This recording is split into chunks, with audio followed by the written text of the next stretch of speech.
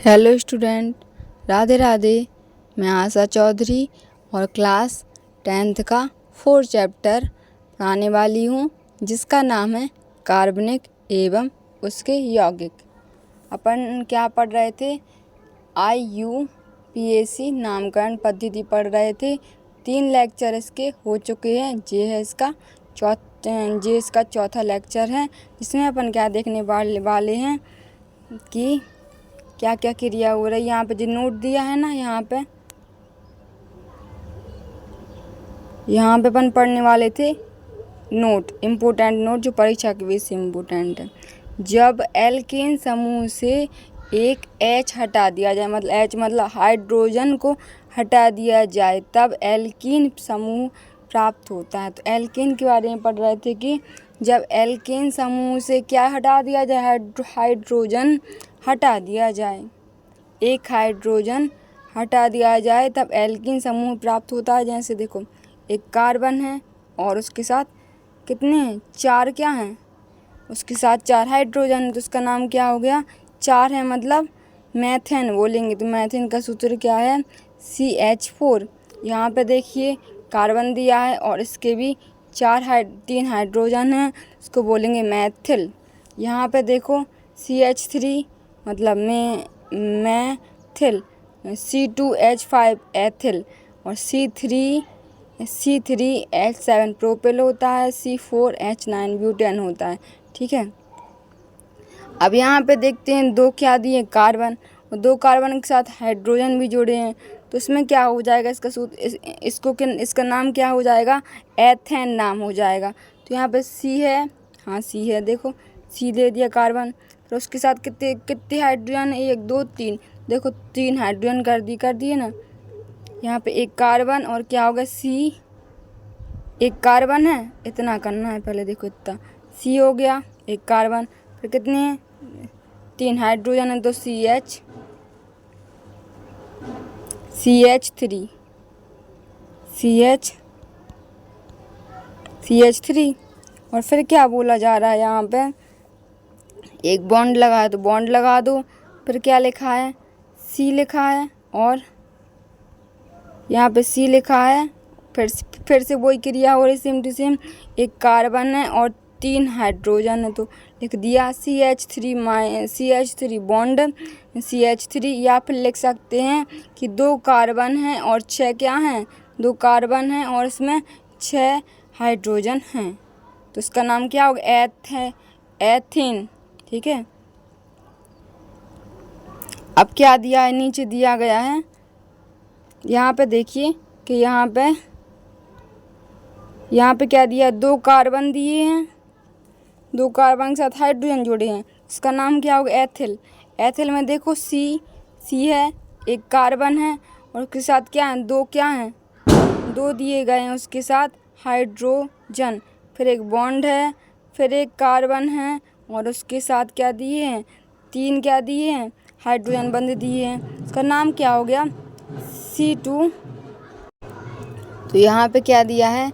Ethyl. Ethyl का सूत्र क्या है? C के साथ 2 क्या है? हाइड्रोजन है, और क्या है? एक बॉन्ड है, बीच में क्या है? CH3 है, यहाँ पे C2H5 है। तो यहाँ पे इसको CH25 भी बोल सकते हैं, क्योंकि यहाँ पे 2 कार्बन हैं, 2 कार्बन के साथ कितने हैं? 5 हाइड्रोजन बंद जुड़े हुए हैं। ठीक है, और तो यहाँ पे अपन क्या पढ़ना है? एल्डिहाइड क्या कहलाते हैं? तो एल्डिहाइड में लास्ट में क्या लगता है? अल, और अल। इसका क्या है? एक कार्बन, एक हाइड्रोजन, और क्या बनाते हैं? 2 डबल बॉन्ड के साथ ऑक्सीजन बनाते हैं, और क्या? एक कार्बन, एक हाइड्रोजन, और क्या है? यहाँ पे एक कार्बन है, एक हाइड्रोजन, एक ऑक्सीजन। उदाहरण देखो, इसका क्या है?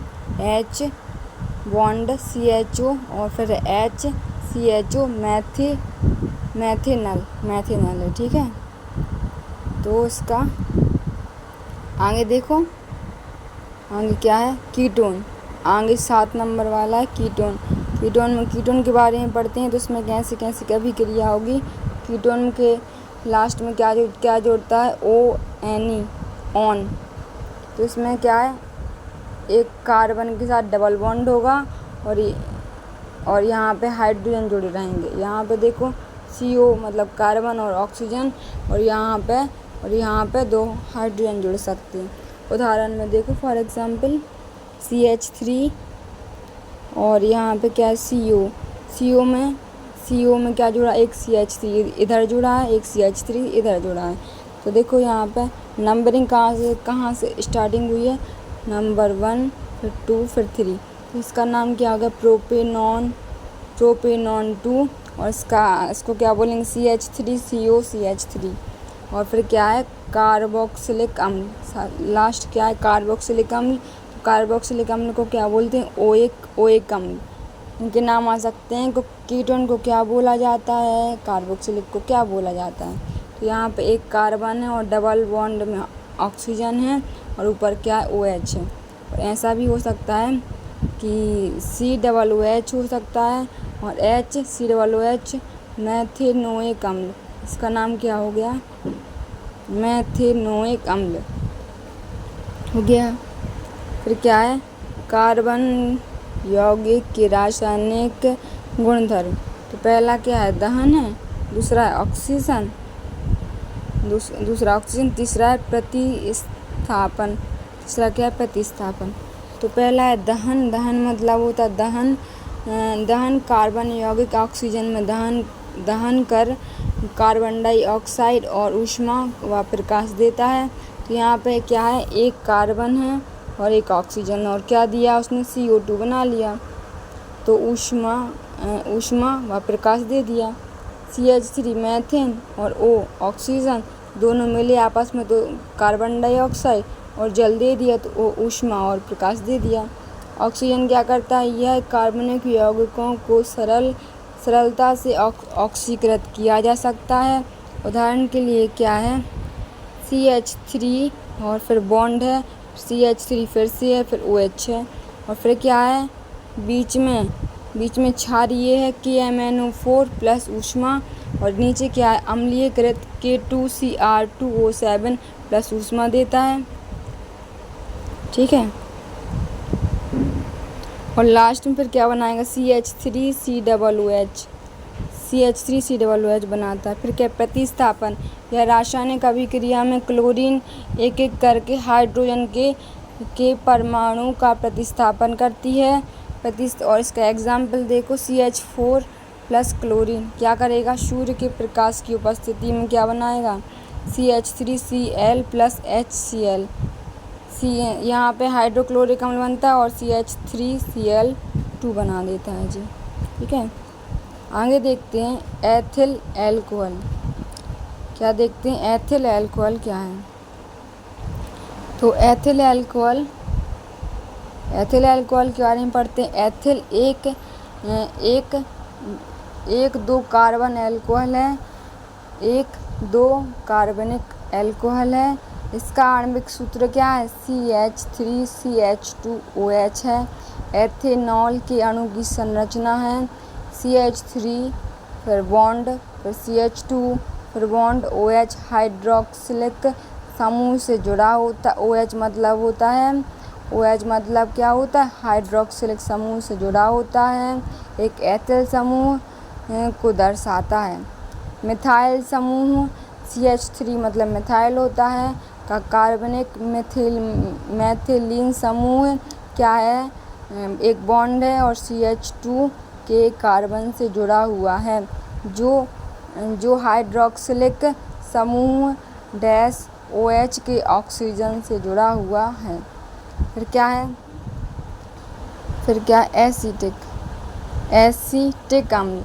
एसिटिक अम्ल क्या है, CH3COOH जिसे एथेनोइक अम्ल के नाम से भी जाना जाता है, एक कार्बनिक अम्ल है जिसकी वजह से सिरके में खट्टा स्वाद तथा तीखी खुशबू आती है। यह इस मामले में एक कमजोर अम्ल है कि इसके जलीय विलयन में यह अम्ल केवल आंशिक रूप से विभाजित होता है। शुद्ध जल रहित एसिटिक अम्ल, ठंडा एसिटिक अम्ल एक रंगहीन तरल होता है जो वातावरण हाइग्रोस्कोप से जल सोख लेता है और 16.5 डिग्री सेंटीग्रेड मतलब 62 अंश फ़ारेनहाइट पर जमकर एक रंगहीन क्रिस्टल ठोस में बदल जाता है। शुद्ध अम्ल और उसका सघन विलयन खतरनाक संरक्षण होते हैं। यहाँ पे क्या बोल रहे हैं, CH3 यहाँ पे एसिटिक अम्ल है CH3COO, जिसे एथेनोइक अम्ल भी कहा जाता है, जो क्या करता है कार्बोक्सिलिक अम्ल है, जिसकी वजह से सिरके में क्या होता है खट्टा और तीखी खुशबू आती है। ठीक है, इतना याद रखना है। और यहाँ जो परीक्षा के विषय वेरी IMP है, साबुन तथा अपमार्जक क्या है, उसके प्रकार और सब कुछ पढ़ेंगे इसके बारे में। साबुन लंबी श्रृंखला वाले कार्बोक्सिलिक अम्लों के सोडियम पोटेशियम लवण होते हैं। इसका उदाहरण देखो यहाँ पे C17H35COO Na+, जिसका एग्जाम्पल है, याद करना पड़ेगा। सेकंड क्या है, साबुन केवल मृदु जल में सफाई किया करते हैं। साबुन क्या कर मृदु जल होता है उसमें ही साफ होता है साबुन। तीसरा क्या, अपमार्जक लंबी श्रृंखला वाले कार्बोक्सिलिक अम्लों के अमोनियम या सल्फेट लवण होते हैं। चौथा क्या है, अपमार्जक कठोर एवं मृदु जल में सफाई किया करते हैं। मृदु और अपमार्जक कठोर या मृदु जल में ही सफाई किया करते हैं। आगे देखते हैं साबुन में अणु कैसे होते हैं। तो यहाँ पे देखते हैं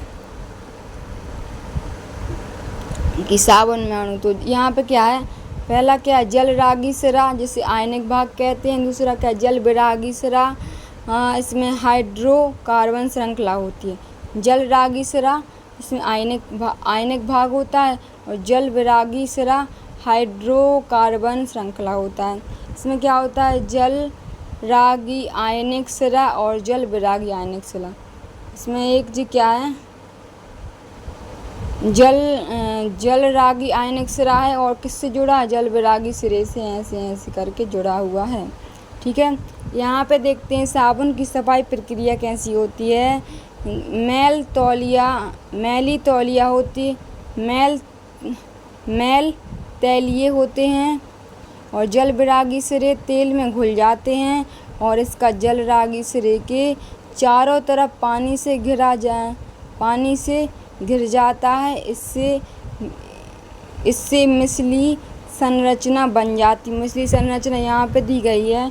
और फिर क्या सेकंड वाला है, साबुन का मिश्री मैल को पानी